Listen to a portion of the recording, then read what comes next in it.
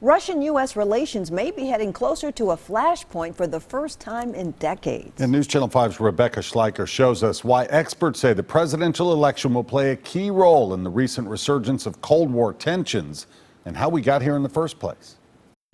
The U.S. hasn't paid a lot of attention to its relationship with Russia over the last few administrations, but with tensions mounting between the two countries, all eyes are on the presidential election and how each different candidate would deal with Vladimir Putin.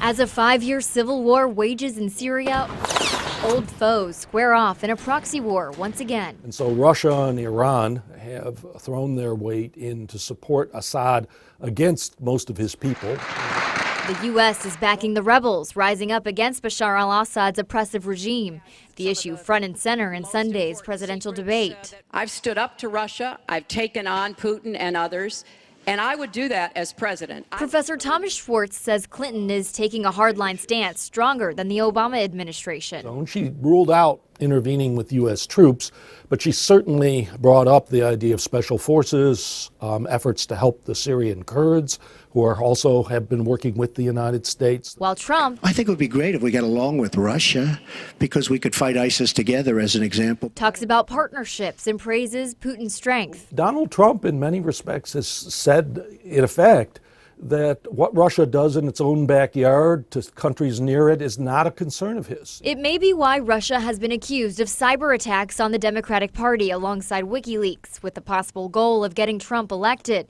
Though there's nothing new about the country trying to interfere in American politics. Yes, Nikita Khrushchev always claimed that he didn't release the pilot of a captured U-2 plane before the 1960 election because he wanted to help John Kennedy win the election. After Syria, Ukraine, and Crimea, Schwartz says the best case scenario is a candidate who does this. Draws a very serious red line and says don't cross it, and that Putin decides not to cross it. Schwartz says the worst case scenario would be a Russia that continues to interfere in the countries around it, especially the Baltic states, where the U.S. would have an obligation to join the fight under agreements through NATO.